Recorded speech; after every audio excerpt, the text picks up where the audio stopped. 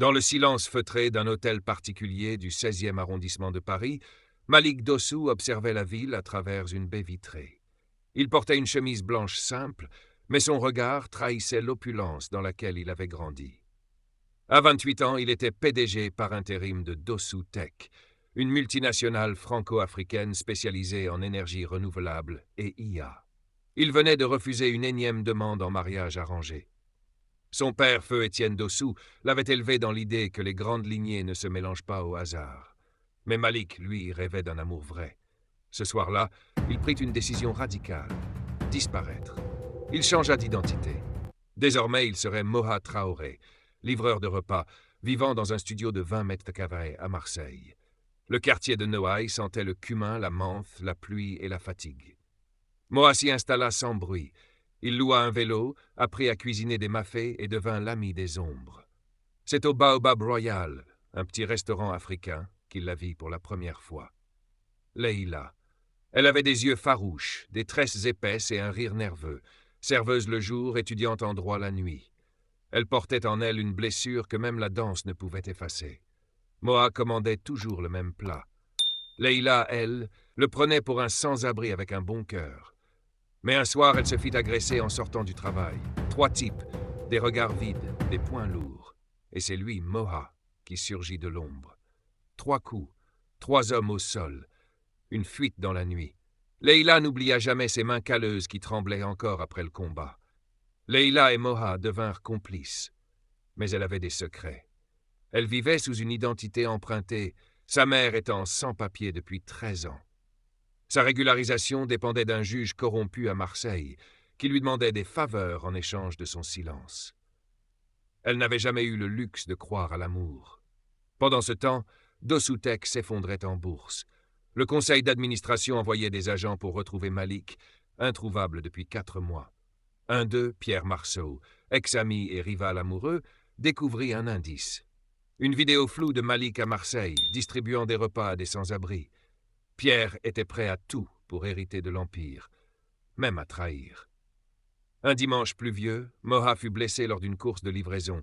Son genou saignait abondamment, et il refusa d'aller à l'hôpital, par peur qu'on découvre sa véritable identité.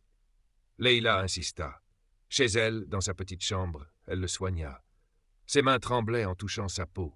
« Tu ne ressembles pas aux autres, » dit-elle doucement. Il voulut l'embrasser. Elle recula. Une larme roula sur sa joue. « J'ai trop souffert pour croire encore aux contes de fées. » Elle s'endormit à ses côtés ce soir-là. Rien ne s'était passé, mais quelque chose avait changé. À Paris, Pierre Marceau contacta un détective privé. En moins de 3 jours, ils identifièrent Moha comme Malik Dossou.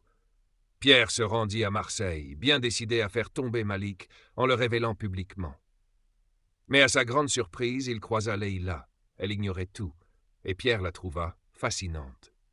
Le lendemain, Leïla reçut une invitation mystérieuse, un dîner dans un grand hôtel marseillais signé un admirateur. Elle pensa à Moha. Mais ce fut Pierre, élégant, perfide, manipulateur. Moha n'existe pas, Leïla, il t'a menti depuis le début.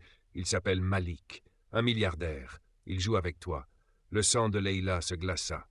Son monde bascula. Elle partit en courant, sans même écouter la suite. Leïla disparut. Plus de messages, plus de voix. Moha, Malik, frôla la folie. Il erra dans Marseille, puis dans Paris. En vain. 3 mois passèrent. Il repartit au Bénin à Cotonou pour relancer son entreprise et noyer son chagrin.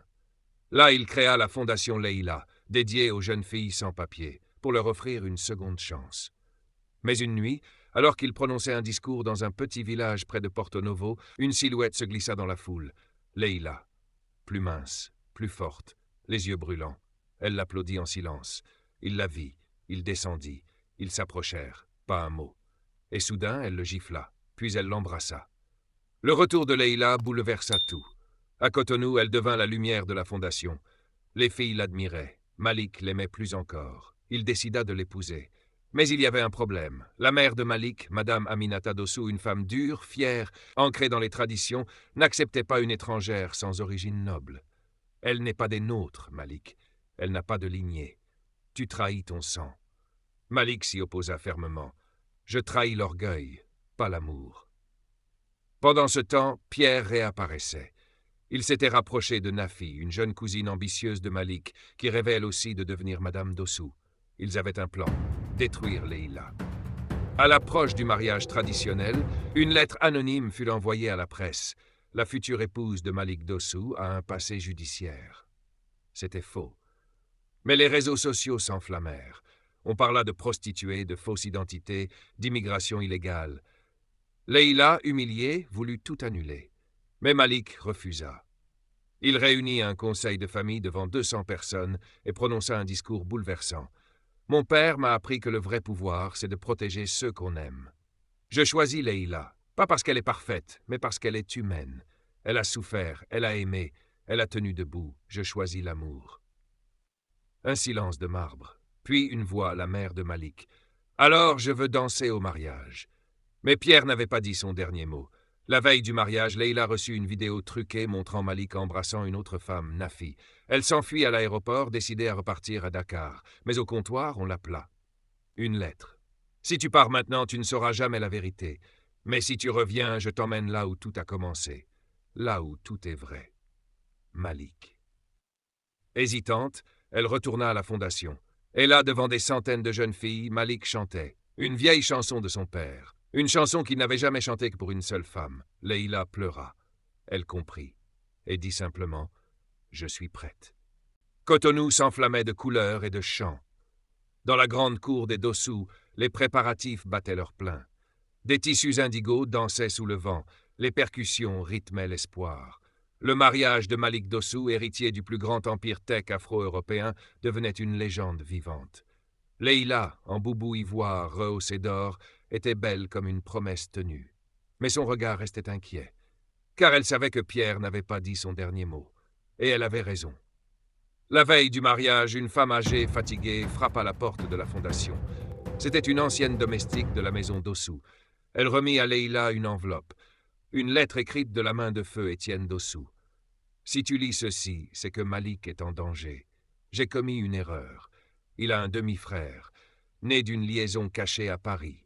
Il s'appelle Pierre Marceau.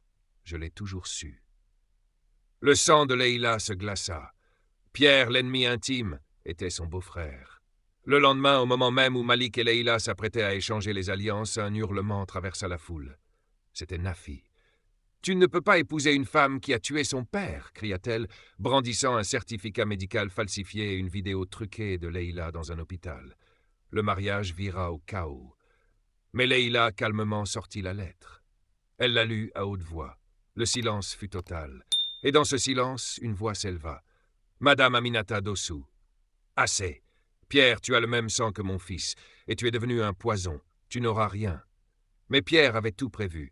Il avait soudoyé un juge au Bénin pour faire arrêter Malik pour usurpation d'identité et fraude patrimoniale. Cette nuit-là, Malik fut arrêté. Et Leïla dut choisir, fuir encore ou affronter le monde pour l'amour. Le procès de Malik Dossou fit la une de tous les journaux d'Afrique de l'Ouest.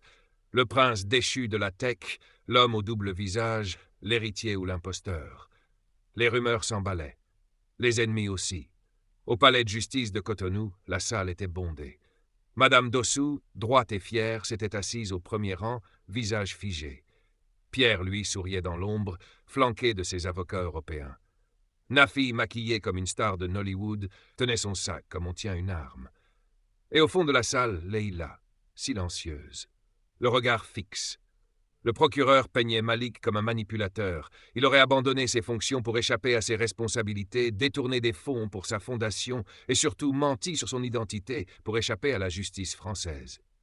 Mais c'était un piège. À l'appel du témoin principal, la salle retint son souffle. Leïla se leva. Elle s'avança, droite, belle et brisée. Sa voix, d'abord tremblante, s'éleva peu à peu comme une flamme. « Je ne suis ni noble, ni parfaite, mais je sais reconnaître un homme qui aime plus qu'il ne respire. Malik n'a jamais fui la justice. Il a fui un destin imposé, une cage dorée. Il a créé une fondation, sauvé des filles. Il m'a sauvé, moi. Est-ce un crime aujourd'hui d'aimer et de reconstruire ?» Les juges émus, le public suspendu. Mais Pierre avait une dernière carte. Un témoin surprise, la mère biologique de Malik. Et de Pierre, une femme usée qui s'effondra en entrant. Elle raconta l'histoire de sa liaison avec Étienne Dossou. Elle confirma Malik et Pierre étaient frères. Mais elle ajouta autre chose. Pierre a toujours voulu détruire ce qu'il ne pouvait pas avoir. Il a trafiqué les documents. Il voulait que je mente. Je ne peux plus me taire. C'était fini. Le tribunal relaxa Malik. Pierre fut arrêté pour faux et usage de faux. Nafi disparut du paysage. Certains disent qu'elle est repartie au Nigeria, d'autres qu'elle a été payée pour se taire. Dehors, la foule attendait Malik. Mais c'est Leïla qu'ils acclamèrent, car c'était elle, la vraie héroïne. Ce soir-là, Malik et elle retournèrent au village où ils s'étaient retrouvés, sans cortège, sans bijoux, juste une chanson. Et cette fois, Leïla la chanta avec lui. 2 ans plus tard, au cœur d'un Cotonou en pleine Renaissance, la fondation Leïla était devenue un symbole. Plus de 1000 jeunes filles y avaient trouvé refuge, apprentissage, avenir. Un projet désormais soutenu par des universités du monde entier. Leïla, désormais avocate spécialisée en droit humain, voyageait entre le Bénin, le Sénégal et Marseille. Elle portait la voix des invisibles, celle des mères oubliées, des filles effacées. Elle n'était plus l'ombre, elle était le feu. Malik, lui, avait quitté le costume du PDG. Il avait cédé la majorité de Dossou-Tech à une nouvelle génération afro-européenne, plus libre, plus juste. Il consacrait ses jours à l'innovation sociale, à la technologie, pour les oublier. Il vivait dans une maison simple, au bord du fleuve Ouémé. Des enfants y riaient, des femmes y chantaient. Et chaque soir, Malik murmurait la même chose à Leïla. « Tu es ma vérité, mon seul empire. » Un matin de saison sèche, alors que le ciel était plus clair que jamais, Leïla accoucha d'une petite fille. Ils l'appelèrent Espérance. À la cérémonie de nom, Madame Dossou s'approcha du berceau. Dans un silence sacré, elle posa sur l'enfant un collier ancien, symbole de la lignée Dossou. Elle est l'avenir, elle est des nôtres. Et dans la foule, un jeune homme inconnu jouait doucement d'un balafon. Certains jurèrent avoir vu le fantôme d'Étienne Dossou, assis dans un coin, le regard paisible. Car parfois, les histoires d'amour les plus puissantes ne sont pas celles qui finissent au sommet d'un empire, mais celles qui rebâtissent le monde, grain par grain, en silence. Et dans cette maison au bord du fleuve, chaque soir, quand le vent soufflait doucement sur les rideaux, on entendait une chanson. Celle qu'ils chantaient, ensemble. Et voilà, c'est la fin de l'histoire de Leïla et Malik. Une histoire d'amour, de lutte, de vérité et de renaissance. Si elle vous a touché, fait vibrer ou vous a arraché une larme. Laissez un commentaire pour dire ce que vous en avez pensé. Likez si vous avez aimé cette histoire. Partagez avec quelqu'un qui croit encore en l'amour, malgré les tempêtes. Abonnez-vous à la chaîne pour ne jamais rater les prochaines histoires fortes, bouleversantes, inspirantes. Parce qu'ici, chaque histoire change quelque chose. À très bientôt pour une nouvelle légende.